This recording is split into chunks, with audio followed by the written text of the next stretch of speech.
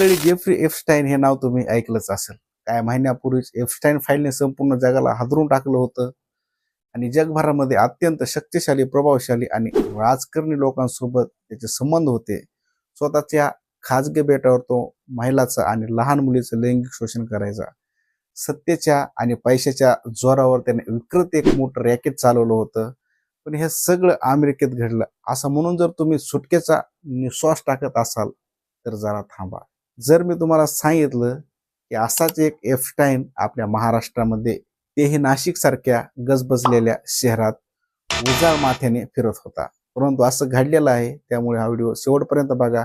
याचाच रिपोर्ट आपण घेऊन आलो आहोत. नेमकं काय घडलेलं आहे, कशा प्रकारे आता हे जे प्रकरण समोर आलेलं आहे याचा मोठा खुलासा आपण या व्हिडिओमध्ये करणार आहोत. तर त्याला आपण काय म्हणू, कथित जोशीशी किंवा स्वतःला ज्योतिषी मानणारा किंवा भोंदू बाबा, स्वतःला कॅप्टन म्हणून घेणारा अशोक खरात नाशिकच्या भरवस्तीतल्या कॅनडा कॉर्नरवर याच भोंदूबाबाने श्रद्धेच्या नावाखाली विक्रेतेचा असा बाजार मांडला होता, ज्याची कल्पनाही एखाद्या सामान्य माणूस करू शकत नाही.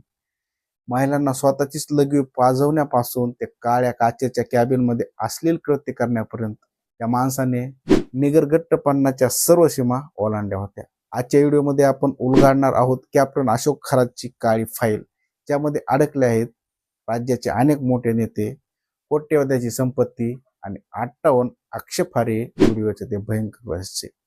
व्हिडिओ शेवटपर्यंत नक्कीच बघा, कारण यातली माहिती तुमच्या पायाखालची जमीन सरकवणारी आहे. नाशिकचा कॅनडा कॉर्नर हा एक भाग कायम गजबजलेला असतो. याच भागात अशोक खरातने आपलं ऑफिस थाटलं होतं. स्वतःला ज्योतिषी म्हणून घेणारा माणूस लोकांच्या दुःखाचा आणि त्यांच्या भाबडेपणाचा गैरफायदा घ्यायचा. अडचणीत सापडलेले लोक याच्याकडे आशेने यायचे, पण हा भोंदू बाबा जे उपाय सांगायचा ते ऐकून कोणाच्याही अंगाला काटा येईल. मित्रांनो, न भय न लज्जा. ऑफिसमध्ये बाहेर शेकडो लोकांची रांग लागलेली असायची आणि ह्या आत काळ्या रंगाचा अवघ्या 2 फुटावर हा माणूस महिलासोबत काळे कृत्य करीत असायचा. बाहेर बसलेल्यांना आत काय चाललंय याचा साधा सुगावाही लागत नाही, परंतु आतमध्ये बाहेर काय चाललंय हे मात्र सगळं दिसत होतं. कारण त्यानं तशा प्रकारची की आपल्या कॅबिनला काळ्या कलरची काच लावलेली होती.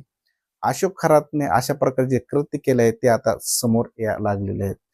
आणि अशोक खरातची या कृत्याची माहिती जेव्हा समोर आली तेव्हा पोलिसांनी डोक्याला हातच लावला. हा भोंदू बाबा महिलांना ज्योतिषी आणि उपायाच्या बहाण्याने आत बोलवायचा आणि अत्यंत किळसवाने प्रकार करायचा. माहितीनुसार हा विकृत माणूस स्वतः लघुशंका करून महिलांना ती लघवी प्यायला द्यायचा. होय मंडळी, तुम्ही अगदी बरोबर ऐकलं. श्रद्धेच्या नावाखाली महिलाचं इतकं भयंकर शारीरिक आणि मानसिक शोषण सुरू होतं. आणि आता याचेच जे काही आक्षेपार्ह आणि धक्कादायक व्हिडिओ आहेत ते आता आपण सोशल मीडियावर बघितले असतील किंवा टीव्ही चॅनलवर बघितले असतील. हा कंटेंट इतका संवेदनशील आणि भयंकर आहे की तो आपण इथे दाखवू शकत नाही. पण यावरून या गुन्ह्याची भीषणता तुम्हाला समजली असेल. अंधश्रद्धेचा एक छोटासा संदेश देऊ शकतो. लोक इतके असे आंधळे होतात की अशा भोंदूबाबाच्या आहारी का जातात. पापाचा घडा एक ना एक दिवस भरतोच. मंगळवारी रात्री क्राईम ब्रँचने धडक कारवाई करत या कथित कॅप्टन खरातच्या मुसक्या आवळल्या. पण जेव्हा पोलिसांनी याच्या ऑफिसमध्ये आणि साहित्याची झडती घेतली तेव्हा त्याच्या हाती एक असा पेनड्राईव्ह लागला ज्याने संपूर्ण महाराष्ट्राच्या राजकारणात आणि प्रशासनाला खळबळ उडवून दिलेली आहे. या पेनड्राईव्हमध्ये तब्बल 58 अतिशय आक्षेपार्ह व्हिडिओ पोलिसांना सापडले आहेत. खरातने ते व्हिडिओ का बनवले, ब्लॅकमेलिंगसाठी की आणखी कशासाठी, याचा तपास पोलीस करत आहेत. पण जशी खरातला अटक झाली तसा एक मोठा राजकीय वादाला तोंड फुटलेला आहे. शिवसेना नेत्या सुषमा आंधळे यांनी सोशल मीडियावर एक अत्यंत स्फोटक पोस्ट केलेले आहे. आंधळे यांच्या दाव्यानुसार या स्वयंघोषित ज्योतिषाकडे अनेक मोठे राजकीय नेत्यांचा राबता होता. त्यांनी थेट नावे घेत आरोप केले आहेत. त्यांच्या पोस्टमध्ये केसर कटकरे आणि महिला आयोगाच्या अध्यक्षा रुपाली चाकणकर यांसारख्या मोठ्या राजकीय भक्तांची नावं घेण्यात आलेली आहेत. सुषमा आंधळे यांनी आणखी एक धक्कादायक दावा केलाय की अनेक राजकीय नेत्यांनी या ज्योतिषाच्या सांगण्यावरून वेगवेगळ्या आघोरी पूजा केल्या. एवढंच नाही तर स्वतःच्या हाताची करंगळी कापून घेण्यासारखे आघोरी उद्योग सुद्धा नेत्यांना केल्याची चर्चा आहे, त्यांच्याकडून करून घेतल्याची चर्चा आहे. सत्तेच्या हौसापोटी राजकारणी कोणत्या थरला जाऊ शकतात हे यावरून स्पष्ट दिसतं. मित्रांनो, अंधश्रद्धेचा बाजार किती फायदेशीर असतो हे तुम्हाला अशोक खरातच्या संपत्तीवरून समजेल. या भोंदू बाबाचे आता शिर्डी कनेक्शन समोर आलेले आहे. अशोक खरात आणि त्याच्या पत्नीच्या नावे चक्क शिर्डीत तब्बल 4 एकरचा प्लॉट आहे. आणि हा भूखंड कुठे, तर शिर्डीतल्या अगदी प्राईम लोकेशनला.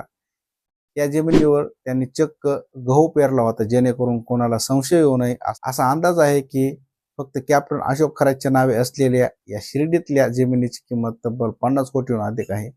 नाशिक, सिन्नर, शिर्डी आणि कोपरगाव परिसरात या माणसाने कोट्यवधी रुपयांची माया जमवली आहे. एक साधा ज्योतिषी एवढी प्रचंड संपत्ती कशी कमवू शकतो, यावर राजकीय नेत्यांचा हात असल्याशिवाय हे काही शक्य नाही. हा मोठा प्रश्न आता तपास यंत्रणेसमोर उभा आहे. आज अशोक खरात गजाआड आहे, पण प्रश्न एका खराताचा नाही, प्रश्न त्या मानसिकतेचा आहे जी अशा भोंदू बाबांना जन्म देते. जोपर्यंत आपण चमत्कार, जादूटोणा आणि शॉर्टकटच्या नादाला अशा बाबांचे पाय धुत राहू, तोपर्यंत असे शेकडो एफस्टाईन गल्लोगल्लीत तयार होत राहतील. राजकीय नेत्यांनीही याचा विचार करायला हवा की सार्वजनिक जीवनात कोणाला प्रमोट करत आहेत. खरा त्यांच्या अटकेनंतर आता आणखी काही पीडित महिला पुढे येण्याची शक्यता आहे आणि जसा तपास पुढे जाईल तसतशी आणखी मोठी नावे समोर येऊ लागली आहेत. मंडळी, तुम्हाला या प्रकरणाबद्दल काय वाटते? राजकीय नेत्यांच्या अशा बाबांना मिळणारा पाठिंबा अंधश्रद्धेला खतपाणी घालतोय का? तुमच्या मते नक्कीच खाली कमेंटमध्ये सांगायला विसरू नका.